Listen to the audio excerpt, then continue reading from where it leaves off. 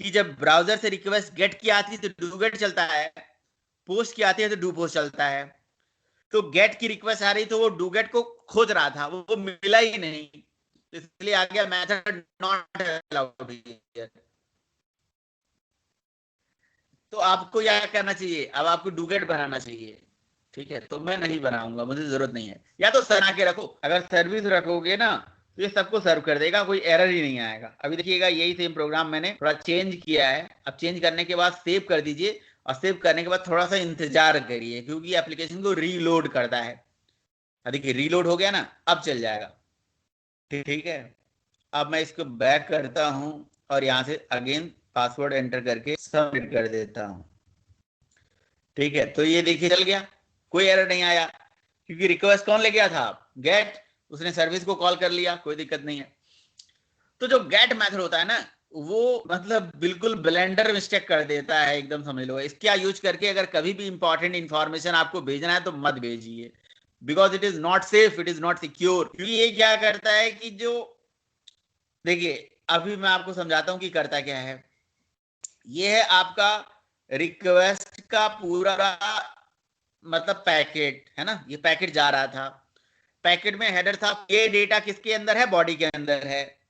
अब अगर आप HTML भी इसी तरह से तो बनती है, देखो ना HTML को भी आप देखो तो हेडर सेक्शन में हेड लिखा होता है, और बॉडी सेक्शन के अंदर ये पूरा डाला गया है। तो ये बॉडी का, तो ये बॉडी सेक्शन का जो डेटा है वो हेड सेक्शन में उठा के कॉन्केटिनेट कर, ठीक है। इसके अंदर ऐसा एल्गोरिदम है कि भैया ये डेटा का जो पैकेट्स बनाता है, तो बॉडी का सारा डेटा हेडर में उठा के ले आके भेजता है। रिक्वेस्ट को भेजने के लिए हेडर का यूज करता है, बॉडी में डेटा भेजता है, हेडर में लेके जाता है डेटा। और आपकी बॉडी में भी डेटा है तो उठा के हेडर में ले जाके पेश कर देगा। अब हेडर से जब डेटा जाएगा तो भैया एक समस्या ये आ जाएगी कि हेडर पे पूरा डेटा विजिबल हो जाएगा, ये दिख जाएगा।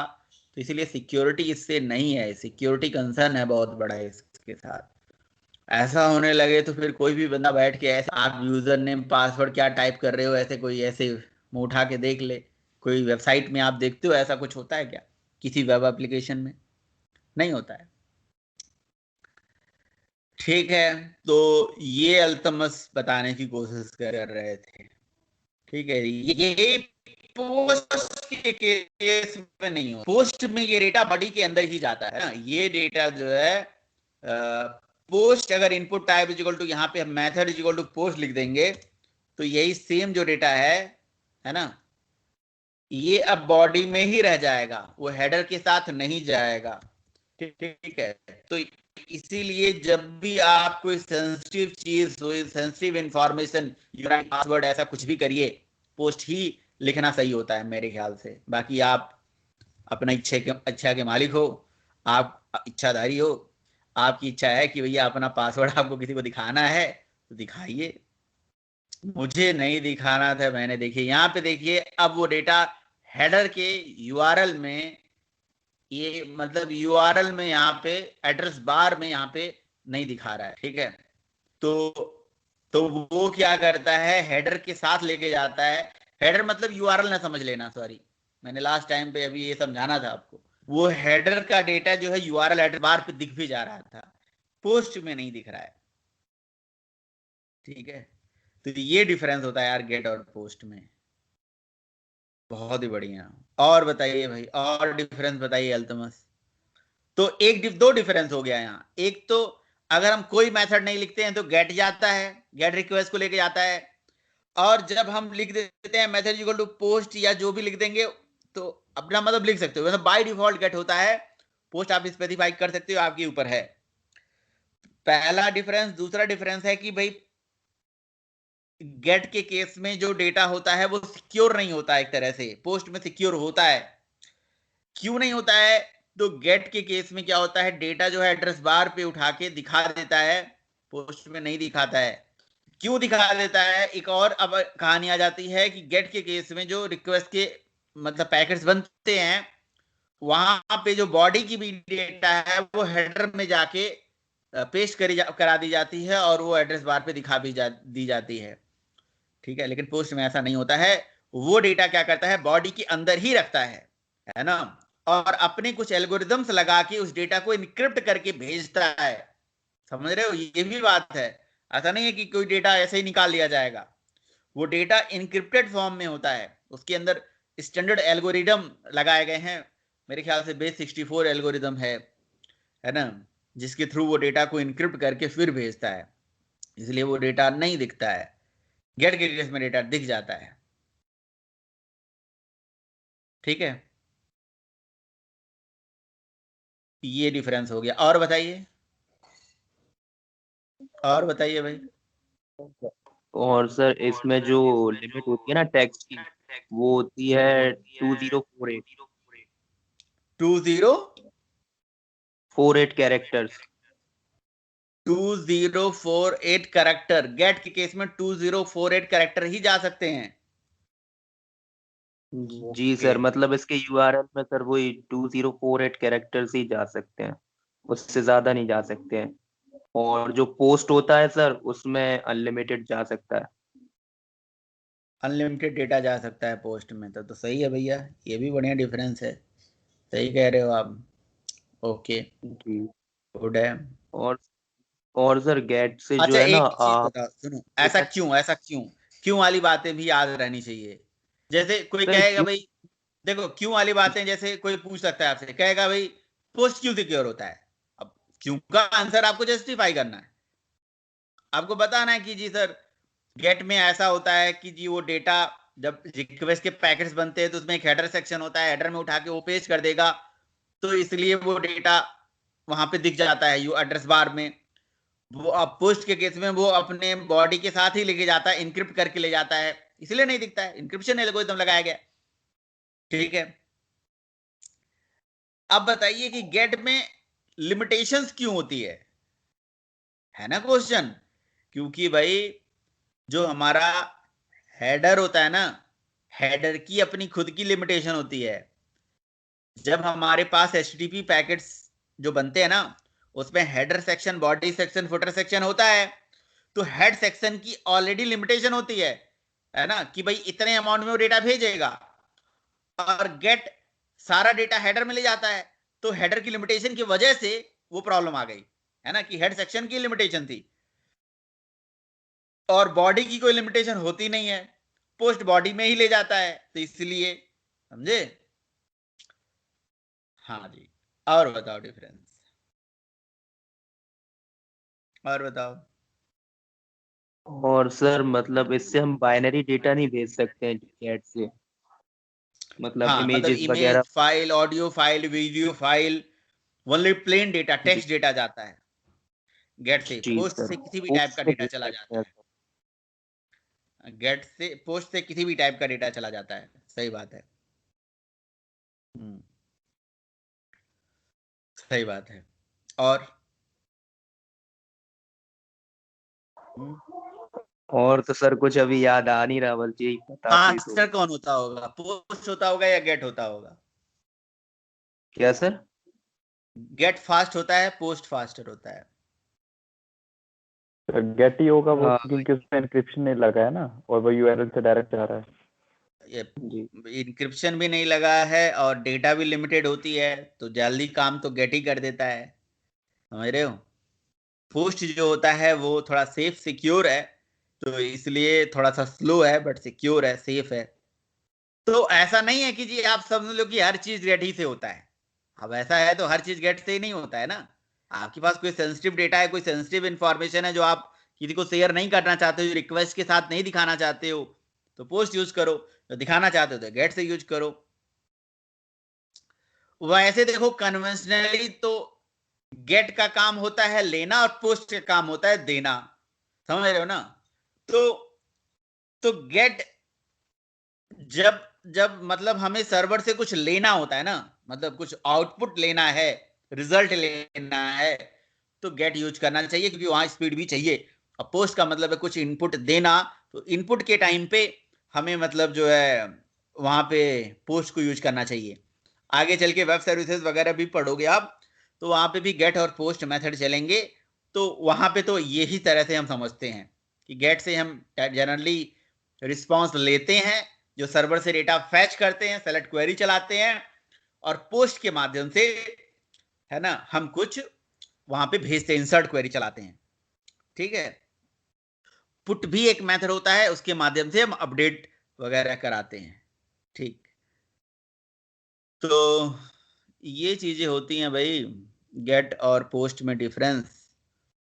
आप गूगल पे डालेंगे बहुत सारे डिफरेंसेस आएंगे, और भी डिफरेंसेस आ जाएंगे, कंटेक्स्ट के हिसाब से डिफरेंसेस आएंगे कि किस किस कंटेक्स्ट में वो बात कर रहे हैं, बहुत सारे डिफरेंसेस आएंगे। तो एक और डिफरेंस होता है आइडियम पोटेंसी का। कहते हैं कि भाई get method is idiom potent, post is not. तो इसका कोई मतलब जानता है, इसका क्या मतलब है?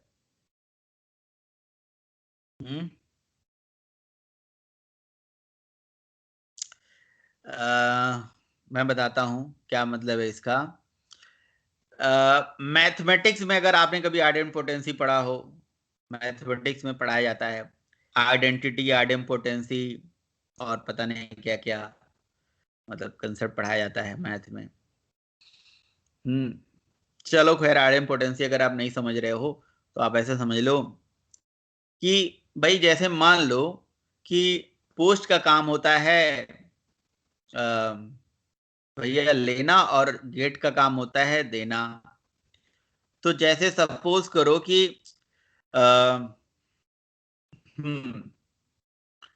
आप जो है अपने फ्रेंड को कुछ पैसे दे रहे हो। फॉर एग्जाम्पल आप मान लो 1,000 रुपए दे रहे हो, 2,000 रुपए दे रहे हो, 10,000 रुपए दे रहे हो। क्यों? क्योंकि उसने मांगा था। उसने कहा कि भाई एक काम करना यार, पैसे दे दो यार, 10,000 रुपए, 5,000 रुपए की काम मतलब जरूरत है मुझे। तो हमने कहा हाँ यार ठीक है दे दूंगा, लेकिन अभी मतलब अभी नहीं दे पाऊंगा। मैं तुम्हें जब महीने का खर्च मिलेगा, जैसे आज 1 तारीख है, तो भैया 1 तारीख को दे देंगे, पापा भेजते हैं पैसे तो दे देंगे, उस टाइम पे तुम्हें दे देंगे। तो उसने मांगा था 25 तारीख को। तो उसने कहा ठीक है भाई चलो हम इंतजार कर लेंगे भाई। उसने फिर 31 तारीख को आपको बोल दिया यार पैसे नहीं दोगे। कहा यार 1 तारीख तो आने दो। ठीक है, तो 1 तारीख आ गया, पूरा दिन बीत गया, फिर उन्होंने भाई पैसे नहीं दोगे। उन्होंने बोला यार पापा ने भेजा नहीं है, हो सकता है कल भेजेंगे, चलो कल। तो मतलब कहने का ये है कि आपका दोस्त आपसे 50 बार पैसे मांगता है, तो क्या 50 बार उसे देते हो क्या आप? देते तो एक ही बार हो।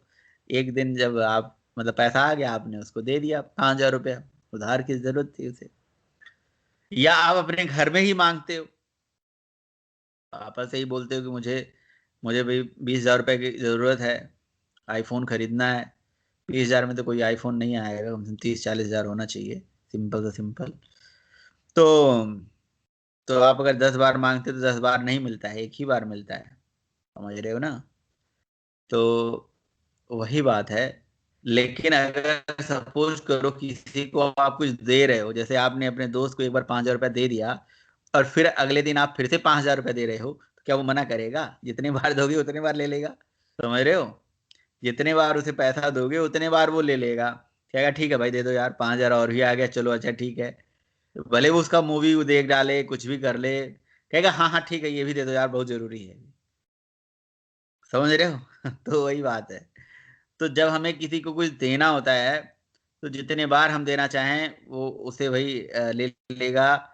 लेकिन जब हमें किसी कुछ लेना होता है ना, तो भैया बार बार रिक्वेस्ट करना पड़ता है कि भाई यार पैसा नहीं देगा मेरा, पैसा नहीं देगा मेरा। तो वही हाल है पोस्ट। तो पोस्ट का मतलब ये हो गया कि मतलब इसके माध्यम से हम रिक्वेस्ट को पोस्ट कर रहे हैं, कहीं भेज रहे हैं कहीं। अब सपोज करो कि मैं सर्वर के पास 50 बार रिक्वेस्ट को भेजूं, 50 बार पोस्ट कर दूं, तो 50 बार नहीं चला जाएगा इंफॉर्मेशन, 50 बार चला जाएगा। तो अगर आपको याद हो, तो आप जब ट्रांजेक्शन करते हो, ऑनलाइन ट्रांजेक्शन करते हो, तो कई बारी क्या है, पेमेंट गेटवे वाले पेज पे जब चले जाते हो, यूज मतलब सारा क्रेडेंशियल भर के, सारा डेटा भर के और सबमिट मार देते हो, तो मैसेज ऐसे चक्का गोल गोल घूमता रहता है ना, और रिक्वेस्ट अभी सबमिट नहीं हुई है, लेकिन गोल गोल ऐसे घूमता रहता है। और वहां लिखा रहता है कि please do not press back button और सबमिट बटन और रीसबमिट बटन, है ना? समझ रहे हो? ऐसा क्यों होता है? क्योंकि वो जो पूरा इंफॉर्मेशन होती है वहां सेंसिटिव डेटा होता है, और वो सेंसिटिव डेटा, और वहां यूज क्या होता है? पोस्ट यूज होता है। ठीक है, तो पोस्ट यूज होता है, तो वो क्या, ऐसा क्यों वहां करा जाता है? ऐसा इसलिए करा जाता है क्योंकि वहां पोस्ट लगाया गया है, और पोस्ट का नहीं चाह रहा कि भाई उसको जितने बार दोगे इंफॉर्मेशन वो उतने बार रिसीव कर लेगा। तो मतलब एक बार पेमेंट भेजा और 2 बार सबमिट मार दिया तो रीसबमिट मतलब 2 बार पैसा कट सकता है। इसलिए इसी के लिए बहुत सारी ऑथेंटिसिटी लगाई जाती है, बहुत सारे ऑथेंटिकेशन लगाए जाते हैं कि जी ओटीपी होना चाहिए, ये भी होना चाहिए, वो भी होना चाहिए, है ना। तो इसीलिए मतलब वो सब भी ऑप्शंस होता है कि भाई जितने बार भेजोगे उतने बार वो इंफॉर्मेशन ले लेगा। और गेट का मतलब होता है देना भाई। तो जब सेलेक्ट क्वेरी चलेगी तो जितने बार आप गेट करोगे, एक बार आपने करा गेट तो उसने डेटा दे दिया, फिर अगले बार करोगे डेटा दे देगा। तो वही इसीलिए बोला गया सेलेक्ट के लिए होता है। इसी को आइडम्पोटेंसी के मतलब थ्रू समझाया गया है, इसी को आइडम्पोटेंसी बोलते हैं कि आइडम्पोटेंट होता है ये। तो चलो ठीक है, कोई बात नहीं, बस हमें ये पता है कि भैया पोस्ट का मतलब है देने से और गेट का मतलब है सर्वर से कुछ लेने से। और ये भी हमें समझ में आ गया कि रिक्वेस्ट के कुछ पैकेट्स होते हैं। गेट और पोस्ट मेथड में डिफरेंस गूगल पे डालिएगा, आपको और भी मिल जाएंगे, और भी लिख लीजिएगा, क्वेश्चन पूछे जाते हैं इंटरव्यू में इसका, अगर वेब से रिलेटेड आप वेब एप्लीकेशन डेवलपमेंट में जा रहे हो तो। ओके, ये HTML हो गया, web.xml हो गया, और इधर आपका सर्वलेट हो गया। तो हमने सर्वलेट कौन सा बना रखा है जी, डू पोस्ट वाला बना लेते हैं।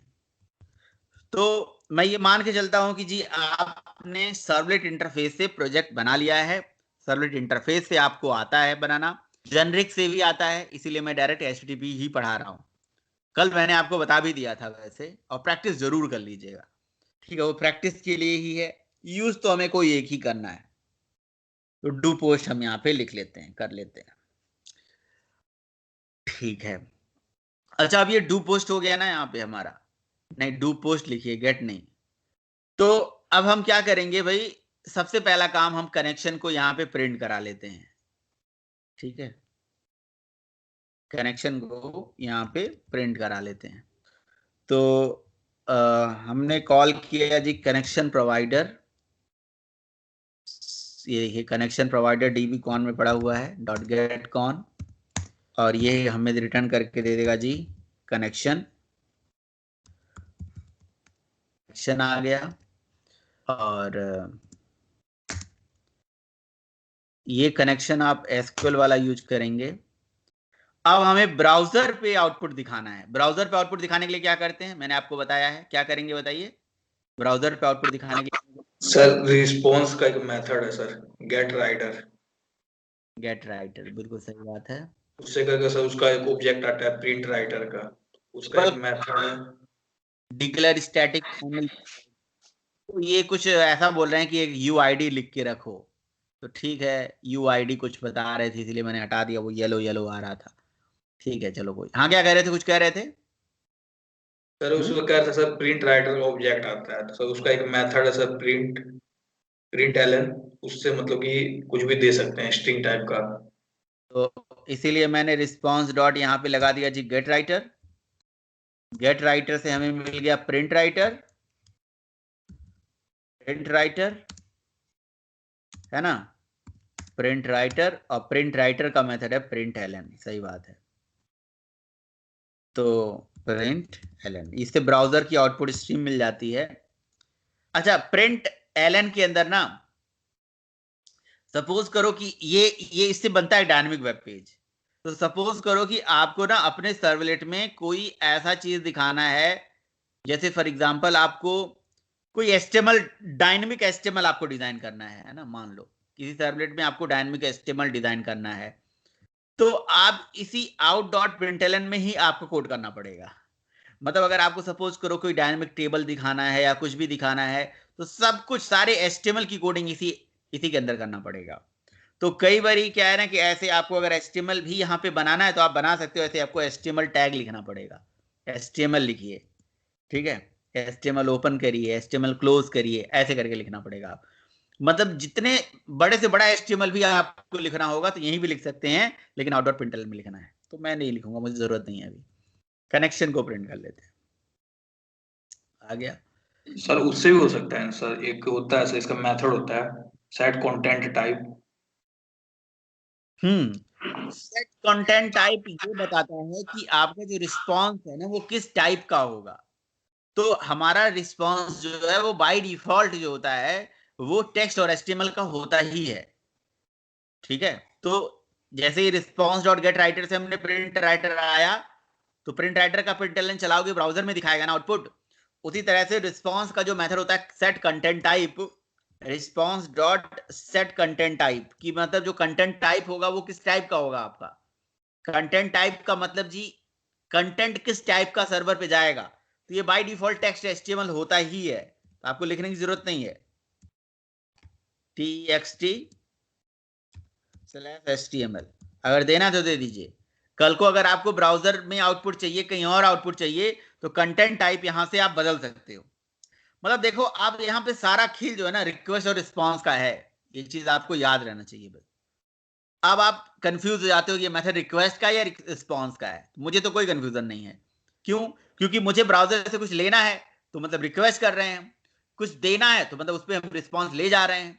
तो इसीलिए अब हमें ब्राउजर को ये बताना है कि भैया रिस्पॉन्स जो देना ब्राउजर पे, हम ये कह रहे हैं कि जो हम रिस्पॉन्स हमारा होगा वो टेक्स्ट और HTML में होगा, इसीलिए हम रिस्पॉन्स इंटरफेस का मेथड यहां चला रहे हैं, है ना। रिक्वेस्ट के पास वो मेथड नहीं है। अब जैसे फॉर एग्जांपल मुझे ना ब्राउजर से कुछ लेना है, तो इसीलिए हमारे पास रिक्वेस्ट का मेथड होता है, क्या, parameter request dot gate parameter. ये रिक्वेस्ट कहां से आया, ये यही वाला रिक्वेस्ट है, ऊपर जो रिक्वेस्ट लिखा हुआ है गेट पैरामीटर।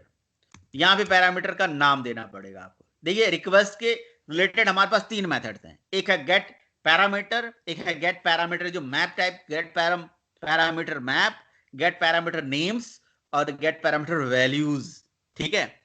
तो जब हमारे पास बहुत सारी सेम टाइप की वैल्यूज होंगी तो उस केस में जैसे हमें चेकबॉक्स की वैल्यू गेट करनी है, रेडियो बटन की वैल्यू गेट करनी है, तो रेडियो बटन तो खैर सिंगल सिलेक्शन होता है तो गेट पैरामीटर से भी चल जाएगा, बट चेकबॉक्स की वैल्यू गेट करनी है तो get parameter values, get parameter names मतलब वहां पे यूजफुल होता है आपके लिए। तो मेरे पास अभी कोई चेकबॉक्स रेडियो बटन है नहीं HTML के अंदर, तो बस मैं यहाँ पे जी नेम की वैल्यू गेट करना हूं। अच्छा आप लोग क्या करते हैं कि सारा जो है काम एक ही जगह करेंगे, तो स्टेप बाय स्टेप करना चाहिए। वैसे सपोज करो आप पूरा प्रोजेक्ट लिख लोगे तो आपको पता चलेगा जी आपका ये काम नहीं हो पाया, तो आप कैसे डिबग कर पाओगे आपका ये चीज सही है, यहाँ तक आपका कोड सही चल रहा है कि नहीं। इसीलिए जब आप कोड लिखिए ना तो आप स्टेप बाय स्टेप करिए। जैसे मैंने देखो कनेक्शन यहाँ प्रिंट कर रखा है, अब कनेक्शन आ जाएगा तो पता चल जाएगा कनेक्शन आ गया, मैं सारी वैल्यू को गेट करके प्रिंट कर लूंगा। तो जब सारी वैल्यू प्रिंट हो जाएंगी तो मैं ये इंश्योर हो जाऊंगा कि वैल्यू मेरी आ चुकी है। तो यहां तक कि मतलब कोड में मेरे प्रॉब्लम नहीं है। फिर मैं अगला ऐसे ऐसे ही कोड मैं डिबग करता हूं। तो नेम हो गया, ईमेल हो गया, मोबाइल हो गया, और जी यहाँ पे नेम ईमेल मोबाइल और पास। तो ये जो गेट पैरामीटर में नेम ईमेल मोबाइल पास लिख रहे हैं ये क्या है, व्हाट इज दिस, ये क्या है बताएंगे आप लोग। हाँ जी सर HTML टैग का जो सर नेम दिए थे वो उससे सर आइडेंटिफाई कर रहा है, यस, आउटपुट आ रहा है।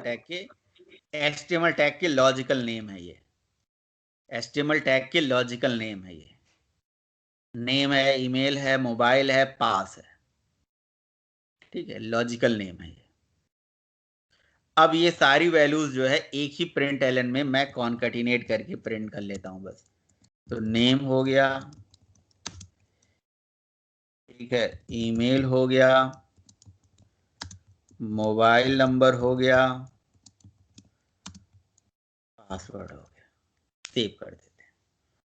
कनेक्शन के साथ ये सारा चीज आ गया। और अब ब्राउजर में जाएंगे, यहाँ पे पासवर्ड भी एंटर कर देते हैं और रजिस्टर करते हैं। अच्छा जी मुझे रिफ्रेश करना चाहिए था, इसको रिफ्रेश कर लेते हैं, रजिस्टर पे क्लिक कर देते हैं। देखिए कनेक्शन भी आ गया और कोई डेटा नल नहीं है, सारा डेटा प्रिंट हो रहा है। तो जी यहां तक क्या मेरा कोड एकदम परफेक्ट है। अभी जी मैं बस आपको यहां से अब इंसर्ट क्वेरी चला दूंगा और कुछ नहीं करना है, ठीक है। कनेक्शन आ चुका है, सारा चीज आ चुका है। तो हमने यहाँ पे लिख दिया भाई कि कनेक्शन डॉट, वही क्रिएट स्टेटमेंट या प्रिपेयर स्टेटमेंट जो आपको चलाना है, सी डॉट प्रिपेयर ही सही रहेगा, प्रिपेयर स्टेटमेंट से याद आया आप लोगों ने वो काम किया भाई, प्रोसीजर फंक्शन वो सारा कर लेना जरूर। ठीक है, ये हमें प्रीपेयर्ड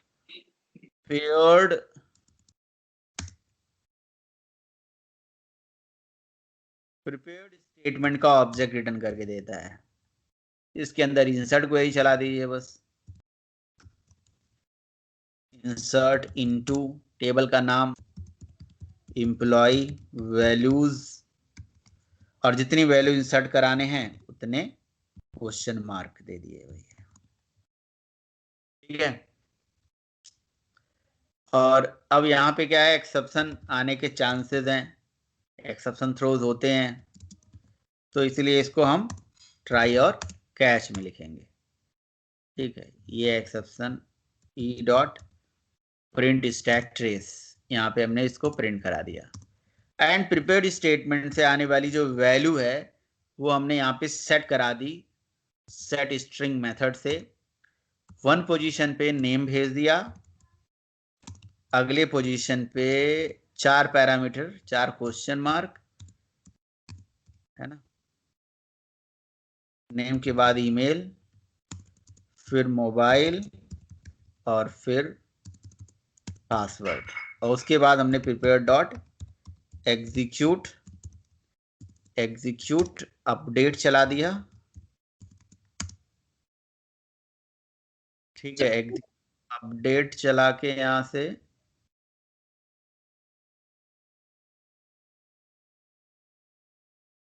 ठीक है, ये हमें एक इंटीजर वैल्यू रिटर्न करके देगा अगर सक्सेसफुली वैल्यू हमारा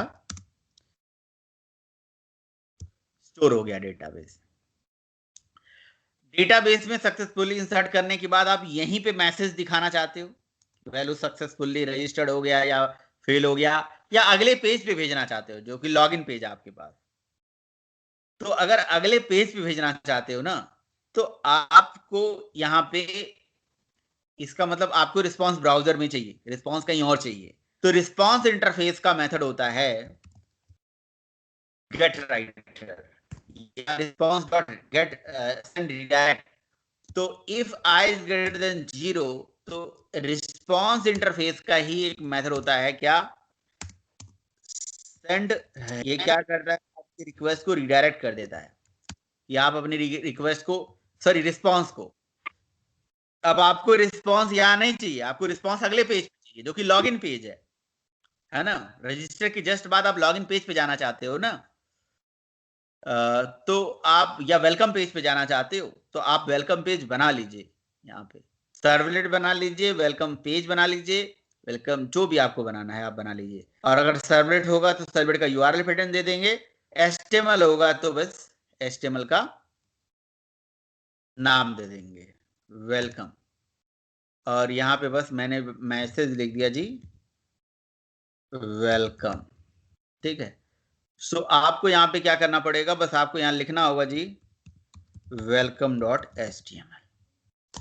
एल्स अगर कुछ गलती है तो उस केस में आप यहाँ पे प्रिंट राइटर चला दीजिए, भैया समथिंग वेंट रॉन्ग, या कुछ एरर है, कुछ तो गड़बड़ है। ठीक है, आपकी इच्छा है, प्रॉब्लम है, कुछ प्रॉब्लम है। ठीक है, तो ये हमने सेव करा दिया। तो बताइए यहां तक का जो कोड हमने लिखा है इसमें कोई दिक्कत, आप लोगों ने बना भी लिया होगा, है ना, वो तो मैंने ऐसे ही बता दिया, कुछ ने नहीं बनाया होगा तो वो भी समझ में आ जाएगा। और रिस्पांस को रिडायरेक्ट करने के लिए सेंड रिडायरेक्ट एक तरीका होता है, और एक तरीका और होता है रिक्वेस्ट डिस्पैचर। तो रिक्वेस्ट डिस्पैचर और सेंड रिडायरेक्ट 2 तरीके होते हैं आपके रिक्वेस्ट को रिडायरेक्ट कराने के लिए। सर एक क्वेश्चन है यहाँ पर मेरा। हाँ जी बताइए। सर ये जो सेंड रीडायरेक्ट आपने किया welcome.html, सर ये आपने डायरेक्टली कॉल कर लिया, मतलब जनरली जो आपने सिखाया उसमें तो हमको इंपोर्ट करना पड़ता है ना कुछ, तो ये तो ऐसे तो कॉल करने से वो पेज HTML पेज है, वहां पे इंपोर्ट क्या होगा, HTML थोड़ी ना इंपोर्ट हो, वो कोई क्लास नहीं है ना, पैकेज नहीं है। अच्छा तो इंपोर्ट करते क्लास होता तो ये वेब रिलेटेड टर्म्स हैं। अच्छा, ये डायरेक्टली कॉल हो जाएगा HTML पेज पूरा का पूरा। ओके सर, सर्वलेट होगा तो सर्वलेट का यूआरएल पैटर्न दे दीजिए। वैसे क्या होता है कि जब हमारा वेब से रिलेटेड टर्म्स होता है, सॉरी नॉर्मल कोई क्लास होता है, मेथड होता है, उसको चलाना है, तो उस केस में हमें उसको इंपोर्ट करना पड़ता है। ये तो एचटीएमएल पेज है बस। Okay sir, thank you. Okay sir, आगे सर, थैंक यू। तो यहाँ से जी हमने ये पासवर्ड एंटर कर दिया। नाम तो राम तो कई बार स्टोर हुआ होगा। बाबा 786, और यहाँ पे जी हमने दे दिया बाबा, मोबाइल नंबर कुछ भी, और पासवर्ड कुछ भी। ठीक है, देखिए आपको आउटपुट रिस्पांस जो है ये रिडायरेक्ट की वजह से आ रहा है। एक यूजर को लगेगा कि जी मुझे तो वेलकम पेज कॉल हुआ था, एक्चुअली कॉल हुआ बीच का एक सर्वलेट पेज, और सर्वलेट से पहुंच गया आप एचटीएमएल पे। आपका जो रिस्पांस हुआ वो रिडायरेक्ट हुआ। रिस्पांस जो है सर्वलेट ना देखे, वो एचटीएमएल पेज आपको रिस्पांस दे रही है, तो that's why response dot send redirect. ठीक है, इस तरह देखते हैं जी। पहले वो डेटा हमारा डेटाबेस में आया नहीं आया। सेलेक्ट स्टार फ्रॉम एम्प्लॉय, देखिए लास्ट का जो डेटा है ये वही है। ठीक है, तो ये तरीका है भाई। ये तो हो गया हमारा रजिस्ट्रेशन का।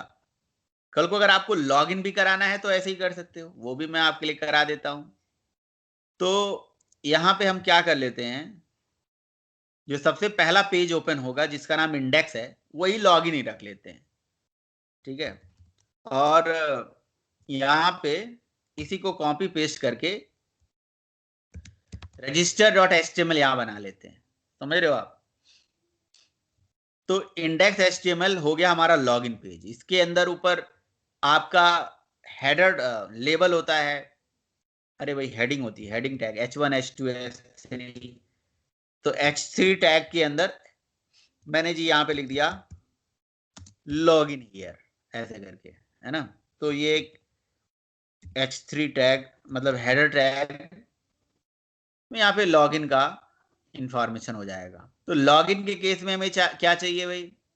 लॉगिन के केस में हमें चाहिए बस name email, name email, email और पासवर्ड से हो जाना चाहिए, काफी है मुझे लग रहा है। ईमेल और पासवर्ड से ही लॉगिन कराते हैं, बाकी सारी चीजें हटा देते हैं। एक BR टैग यहाँ पे एक्स्ट्रा रहने देते हैं। ठीक है, ईमेल और पास, यहाँ वैल्यू इक्वल टू जी हम दे देते हैं लॉगिन। और रजिस्टर HTML में जाके यहां पे दे देते हैं भैया रजिस्टर हियर,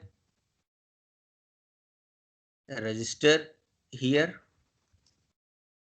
ओके, अच्छा नाम भी हमें पता है रिलीवेंट रखना चाहिए, मतलब ऐसा नहीं कि जी कुछ भी रख दो, तो फिर कुछ भी रख दोगे तो आपको ही याद करने में दिक्कत हो जाएगी। अब जैसे मैंने इसका नाम दिया फर्स्ट सर्वलेट, तो इसका नाम रजिस्टर सर्वलेट दे देना चाहिए। ठीक है, ताकि याद करने में आसान रहे। तो रीनेम में गया, रिफैक्टर में जाके रजिस्टर सर्वलेट, ठीक है, इसको हमने रिफैक्ट कर दिया। ठीक है, तो क्या ये चेंजेस, हाँ बहुत ही अच्छा, नहीं नहीं नहीं नहीं हुआ है। मुझे लगा कि ये क्या वेब डॉट एक्सएमएल में ही भी चेंज मार देगा, तो वेब डॉट एक्सएमएल में इसने चेंज नहीं मारा, या तो मैंने कोई ऑप्शन था वो जल्दबाजी में क्लिक नहीं किया होगा कि यहाँ चेंज मारे। तो आपको क्लास का नाम यहाँ बदलना पड़ेगा। ठीक है, URL पैटर्न गो अच्छा नहीं लगेगा, रजिस्टर ही रखिए। ठीक है, बाकी लॉजिकल नेम तो कुछ भी हो सकता है, नेम भी वही रख लेते हैं, तीनों चीजें वही रख लेते हैं। ठीक है, अब इसी के अंदर ही आप एक अनदर सर्वलेट आपको बनाना पड़ेगा जिसका नाम होगा लॉगिन। तो आपने कहा कि जो उसी सर्वलेट में कोड नहीं कर सकते हैं, कर सकते हैं, आपको लिखना पड़ेगा मतलब सारा कोड वोड की भाई अगर ये रिक्वेस्ट का मेथड ये हो तो फिर ऐसा हो फिर वैसा हो। वैसे एक में करना तो बड़ा डिफिकल्ट हो जाएगा, करना भी नहीं चाहिए। क्यों करेंगे हम एक ही सर्वलेट में सारा कोडिंग क्यों करेंगे, तो करना भी नहीं चाहिए। इंडेक्स पेज हमारा हो गया लॉगिन पेज, और अगर इसको किसी ने गलती से खोल दिया तो AHREF टैग लगा के यहाँ पे register.html का हमने लिंक दे दिया और यहाँ पे दे दिया click here for new user. ठीक है, ये अपने आप बंद नहीं हो रहा है। तो अभी क्या है कहानी देखिएगा। अब देखिए यहाँ पे कलर भी बदल देते हैं।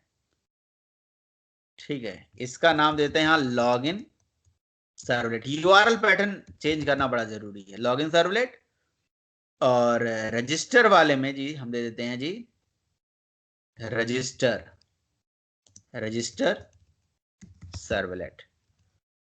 ठीक है, लॉगिन का जो यूआरएल पैटर्न है, सॉरी कलर है, इसको हम कर देते हैं पिंक। तो सर्वर बंद हो चुका है क्या? एक काम करते हैं, यहां से हम इसे क्लोज कर लेते हैं। ओके, web.xml में कुछ प्रॉब्लम आ गई है, लेट्स सी।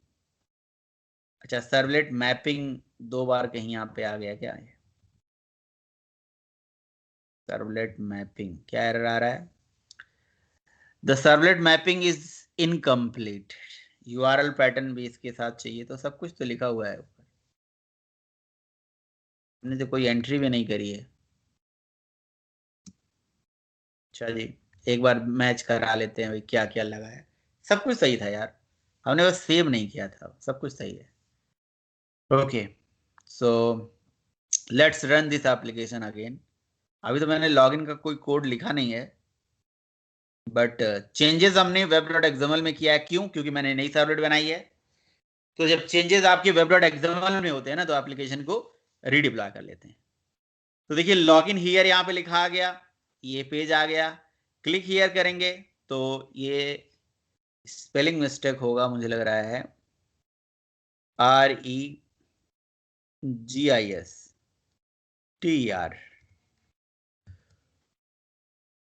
ठीक है, ये देखिए दोबारा चलाते हैं। तो ये देखिए यहाँ से रजिस्टर चलेगा, और रजिस्टर अगर बंदा हो गया तो उसको वेलकम पेज पे रिडायरेक्ट ना करके उसको लॉगिन पेज पे ही रिडायरेक्ट करना चाहिए। तो यहाँ पे जो रिडायरेक्शन का कोड था वो आप कहाँ डाल दीजिए? ये आप दे दीजिए रजिस्टर नहीं, इंडेक्स HTML पे। तो इंडेक्स पे अगेन लॉगिन करा देगा बंदा। ठीक है, तो इस तरह से ये सारा चीज हो गया। अब अगर मुझे लॉगिन कराना है, लेट्स से लॉगिन कराना है, तो लॉगिन सर्वलेट में वही सेम कोड होगा जो यहाँ पे है। लॉगिन सर्वलेट का वो सारा कोड यही होगा, सेम कॉपी पेस्ट कर दिया मैंने पूरा कोड। बस ये फाइल को मैं अगेन रीनेम कर लेता हूं। सब कुछ वही है, नेम, ईमेल और पासवर्ड बस यहाँ गेट होगा। गेट हो गया। क्वेरी क्या चलेगी? इंसर्ट क्वेरी ना चल के चलेगी select query. Select star from table name. ठीक है, वेयर क्वेरी चलेगी यहाँ पे। Where email is equal to question mark and pass is equal to question mark. Email और पासवर्ड आप यहां से सेट कर देंगे, जो कि 1 और 2 पोजीशन पे सेट करेंगे। ठीक है, यहां पे एग्जीक्यूट अपडेट नहीं चलता है, यहां पे चलता है एग्जीक्यूट क्वेरी। ठीक है, ps.execute, क्योंकि हम कुछ इंसर्ट थोड़ी ना कर रहे हैं, फेच कर रहे हैं।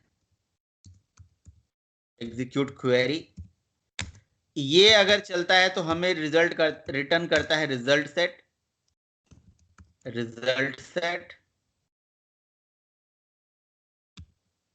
तो रिजल्ट सेट में अगर डेटा आया होगा तो ये आगे जाएगा, है ना, कि इफ आई नहीं RS मतलब आगे अगर जाएगा तो मतलब डेटा है ना। रिजल्ट सेट अगर आगे जाएगा तो इसका मतलब डेटा है। अगर RS.next चलता है, इफ RS.next चलता है ना, तो है। अब अगर डेटा है इसका मतलब यूजर वैलिड है। तो उस केस में इसको भेज दीजिए किस पे? वेलकम पेज पे। अगर नहीं है तो अब आपको मैं ऐसा भी कोड तरीका बता दूंगा कि इसी पेज पे एक मैसेज आ जाएगा, इनवैलिड यूजर नेम पासवर्ड।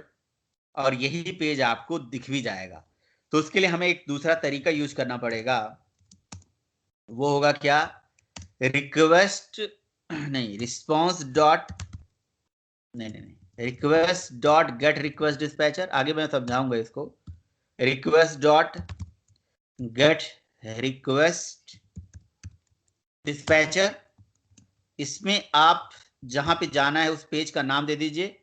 तो मुझे ये लॉगिन है ना, तो इंडेक्स पे ही रहना है, इन TEX index dot HTML page पे, और ये हमें रिटर्न कर देता है रिक्वेस्ट डिस्पैचर का ऑब्जेक्ट। ठीक है, रिक्वेस्ट डिस्पैचर,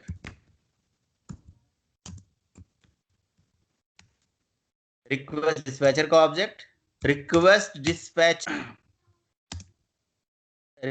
डिस्पैचर RD लिख देता हूं, और रिक्वेस्ट डिस्पैचर इंपोर्ट हो जा भाई,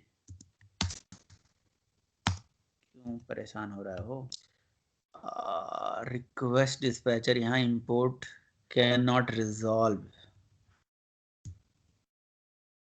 request dot gate request dispatcher से रिक्वेस्ट डिस्पैचर आ जाता है। Request dispatcher can not resolve, ऐसा क्यों भाई? कहीं मैंने गलती से क्लास तो नहीं ना बना दिया अपने प्रोग्राम में क्लिक करके, इसी नाम से ऐसा हो जाता है। ये कोई दूसरा चीज इंपोर्ट हो गया है क्या? ये कहाँ से? रिक्वेस्ट डिस्पैचर यहाँ इंपोर्टेड तो है ऑलरेडी, बट ठीक है, कोई बात नहीं। इफ और एल्स, ठीक है, एल्स आप बताइए भाई। ठीक है, ओके। रिक्वेस्ट डिस्पैचर का मेथड होता है अभी, एक होता है इंक्लूड और एक होता है फॉरवर्ड। तो यहाँ पे मैं चलाऊंगा इंक्लूड, और यहाँ पे जाता है रिक्वेस्ट और रिस्पॉन्स के ऑब्जेक्ट। ठीक है, रिक्वेस्ट और रिस्पॉन्स और रिक्वेस्ट तो समझना बहुत जरूरी है आप, है ना।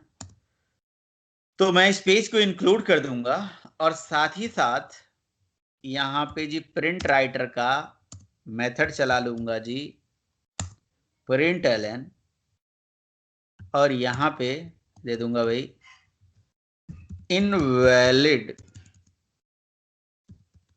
यूजर नेम और पासवर्ड। ठीक है, तो ये है पूरा कोड हमारा भाई, चलना चाहिए। Let's run this application. तो सबसे पहले एप्लीकेशन चलेगा तो आपको पता ही है लॉगिन, तो मेरा तो ऑलरेडी लॉगिन है ना, रजिस्टर तो है यूजर, तो रजिस्टर तो कराऊंगा नहीं मैं, या करा के दिखा देता हूं आपको। पहली बार यूजर जाएगा तो मैं एक यूजर रजिस्टर करता हूं जिसका नाम होगा क्या नाम दे देता हूं, SOONU, Sonu, SOONU, Sonu @gmail.com। उफ, ये तो मैंने मोबाइल नंबर में डाल दिया। ठीक है, मोबाइल नंबर दे दिया जी 3 4 5 6 7 8 9 10, पासवर्ड दे दिया 1 2 3 4, रजिस्टर। ठीक है, तो सक्सेसफुली रजिस्टर्ड हो गया। मैसेज आप डायनेमिक दे सकते हो, यहाँ पे आप बहुत सारे तरीके हैं, आप अलर्ट दिखा सकते हो। तो सक्सेसफुली रजिस्टर्ड हो गया या नहीं हुआ ये देख लेते हैं। हो गया भाई सोनू, पासवर्ड इसका है 1 2 3 4, तो मैं यहाँ sonu@gmail.com लिखूंगा, पासवर्ड कुछ भी गलत देके और लॉगिन करने की कोशिश करूंगा। तो कुछ गलत ही हो गया इसके साथ। अब कई बार यहाँ पे एरर नहीं पता चलता है, तो सर्वर में यहाँ पे बता रहा है सिंटैक्स एरर है। ठीक है, सिंटैक्स एरर है हमारे एसक्यूएल के अंदर। कहाँ पे एरर है? लाइन नंबर 37 पे एरर है। तो ये एग्जीक्यूट क्वेरी जो हम लिख रहे हैं यहाँ पे कुछ गलती है। Select star from table name where email is equal to question mark and pass is equal to password, हमारे पास फील्ड का नाम है मेरे ख्याल से। सर यहाँ पे गलती है सर, सेलेक्ट स्टार फॉरम लिखे नहीं है। फ्रॉम नहीं लिखे, एम्प्लॉय से पहले। नहीं सर, एम्प्लॉय से पहले सर आप लिखे नहीं है। कोई बात नहीं, लिख देते हैं। और फील्ड का भी नाम पासवर्ड है ना, PASSWORD। ठीक है भाई, चलिए कोई बात नहीं, ये देते हैं PASSW। Select star from, from नहीं लगाया। फ्रॉम में क्या रखा है साहब, ये छोटे छोटे एरर क्यों दे देते हैं आप, हैं? उतना तो गलती, समझदार हो आप, समझ जाना चाहिए कि नहीं। कोई बात नहीं, नहीं समझते हैं तो नहीं समझते हैं तो कोई बात नहीं। अब जब तक ये रीलोड नहीं होगा तब तक ये कहानी नहीं बनेगी। अब ये रीलोड, मुझे लग रहा है एक्सेप्शन आ चुका है, तो रीलोड नहीं होगा क्या ये, तो होना तो चाहिए ये। चलो एक बार मैं रिक्वेस्ट हिट करके देख ही लेता हूँ। ये देखिए चला तो सही, ये वेलकम पे गया तो है, सही दे दिया था मैंने, तो ये आ रहा है, लेकिन नॉट फाउंड क्यों आ रहा है? वेलकम की स्पेलिंग गलत लिख दिया हमने, WELCOME, है ना, चला है, सही चला है, गलत डाल के देखते हैं। तो आप देखिए यहाँ पे ऊपर आ गया ना, इनवैलिड यूजर नेम पासवर्ड, और यही पेज इंक्लूड होके आ गया, यही सेम पेज थी के अंदर दिख गया, दैट इज इंक्लूड। ये रिक्वेस्ट डिस्पैचर का इंक्लूड मेथड है ना। रिक्वेस्ट डिस्पैचर में आपको पढ़ाऊंगा, जैसे सेंड रिडायरेक्ट और रिक्वेस्ट डिस्पैचर दो मेथड होते हैं रिक्वेस्ट को रिडायरेक्ट कराने के लिए, ये मैं आपको बता दूंगा, ठीक है। इनवैलिड यूजर नेम, अब जैसे ये इनवैलिड यूजर नेम पासवर्ड है ना, अगर आपको सपोज करो कलरफुल दिखाना है तो आप कैसे कोडिंग करोगे? तो इसके लिए आपको क्या करना पड़ेगा जी, इसके ऊपर है ना HTML टैग, अब मतलब ये पूरा HTML टैग में ही आपको लिखना पड़ेगा। अब HTML टैग में कैसे लिखोगे आप, तो HTML टैग की भी कोडिंग यहीं पे ऐसे करनी पड़ेगी, है ना। तो जैसे आपको यहाँ डबल कोड में लिखना पड़ेगा जी HTML, ठीक है, फिर लिखनी पड़ेगी बॉडी, फिर उसके अंदर डालना पड़ेगा फॉन्ट, समझ रहे हो ना, ठीक है, ये बॉडी। अब ये HTML की ओपनिंग क्लोजिंग हुई, ये बहुत बकवास चीज है ये जो मैं कर रहा हूं अभी, मतलब करना पड़ता है, लेकिन सर्वलेट में ऐसे ही करना पड़ता है। अगर आपको कोई HTML इसके अंदर लिखना है तो ऐसे पहले बॉडी बंद होगा, फिर HTML बंद होगा, फिर इसके अंदर आपने कोई दिया था फॉन्ट, है ना, तो font colour is equals to, यहां पे आपको सिंगल कोड में लिखना पड़ेगा रेड, ठीक है, तो उसके बाद लास्ट में यहाँ पे फॉन्ट बंद कर देना पड़ेगा। तो मेरे ख्याल से अभी चल जाना चाहिए ये, ठीक है, मतलब कोई भी ईमेल आईडी पासवर्ड डालोगे, font colour is equal to red, ये नहीं चलता है क्या HTML के अंदर? फॉन्ट टैग होता है, ये एट्रीब्यूट होता है, ये चीज आपको देखना पड़ेगा, ठीक है, देख लेना यार, इसमें कौन सी बड़ी बात है ना। तो आपको जो भी लिखना है इसी के अंदर लिखना है, इसे चल जाएगा, कोई दिक्कत। हाँ क्या कह रहे हो, कोई दिक्कत है बताइए आप। बॉडी से पहले बंद होगा सर फॉन्ट मेरे हिसाब से। बंद होने का प्रॉब्लम नहीं है, बंद होता तो डिजाइनिंग में प्रॉब्लम होती ना, तो बंद होने का प्रॉब्लम मुझे नहीं लग रहा है कि बंद होने का प्रॉब्लम है।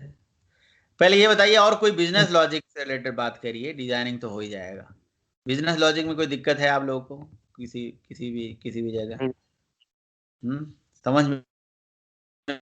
जी सर बिल्कुल।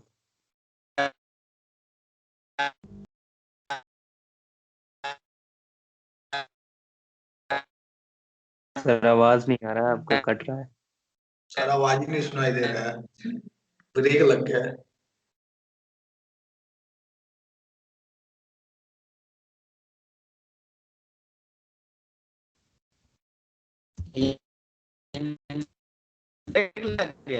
है। आवाज कट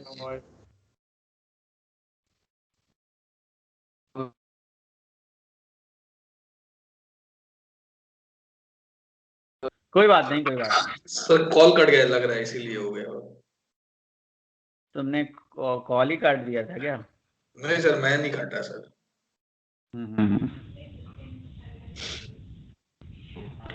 ठीक है, कोई बात नहीं, आज के लिए सेवा समाप्त हो गई, है ना?